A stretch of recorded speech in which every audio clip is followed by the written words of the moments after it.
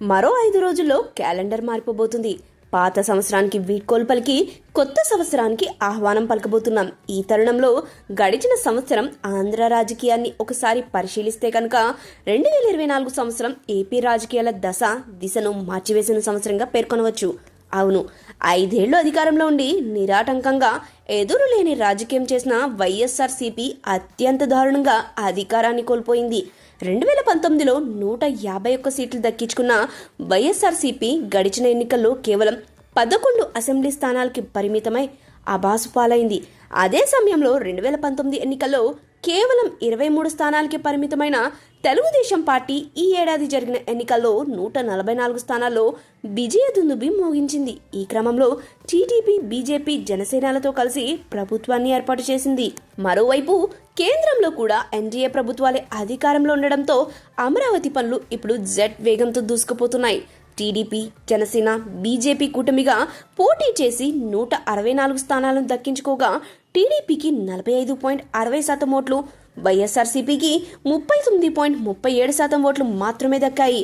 ఇక కూటమి ఇచ్చిన ఎన్నికల హామీల సంగతి పక్కన పెడితే జగన్ ప్రభుత్వంపై ఉన్న వ్యతిరేకత జనాల్లో చాప కింద నీరులా ప్రవేశించి జగన్ అత్యంత దారుణంగా ఓటమి పాలవ్వడానికి దారితీసింది. ఈ క్రమంలో ఆంధ్రప్రదేశ్ ముఖ్యమంత్రిగా చంద్రబాబు నాయుడు ఈ ఏడాది జూన్ 6న ప్రమాణ స్వీకారం చేశారు. తరువాత చంద్రబాబు కేబినెట్లో పవన్ కళ్యాణ్ డిప్యూటీ సీఎం అయ్యారు.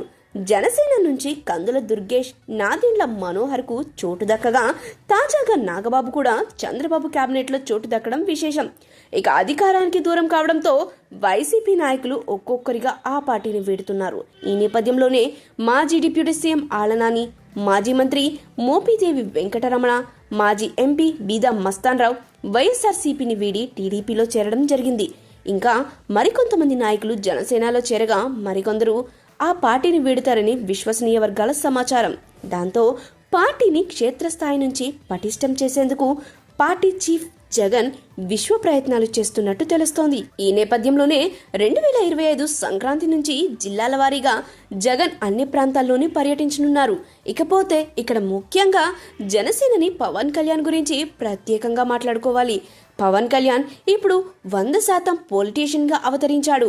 పవన్ కళ్యాణ్ జనసేన పార్టీ ఏర్పడిన సరిగ్గా 10 ఏళ్ల తర్వాత ఆంధ్రప్రదేశ్ రాజకీయాల్లో తనదైన స్థానాన్ని సుస్థిరం చేసుకున్నాడు. 2024 ఎన్నికల్లో పోటీ చేసిన 21 అసెంబ్లీ స్థానాలు, 2 ఎంపీ స్థానాల్లో ఆ పార్టీ గెలిచి 100% ఫలితాలను సాధించి రికార్డ్ క్రియేట్ చేయడం ఓ చరిత్ర అని చెప్పుకోవాలి. కట్ చేస్తే తొలిసారి పవన్ కళ్యాణ్ అసెంబ్లీలో అడుగుపెట్టారు. టీడీపీ, బీజేపీతో కలిసి కూటమి ఏర్పాటు చేయడంలో ఆయన కీలక పాత్ర పోషించారు.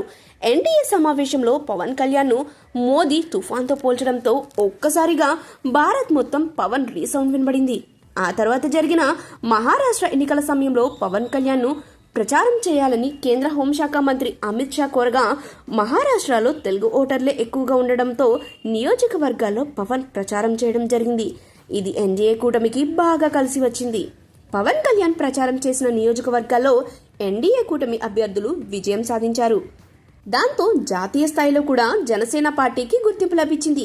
ఈ నేపథ్యంలో 2024 గూగుల్లో ఎక్కువగా సెర్చ్ చేసిన వ్యక్తుల జాబితాలో పవన్ కళ్యాణ్ టాప్ 5 జాబితాలో నిలిచారు.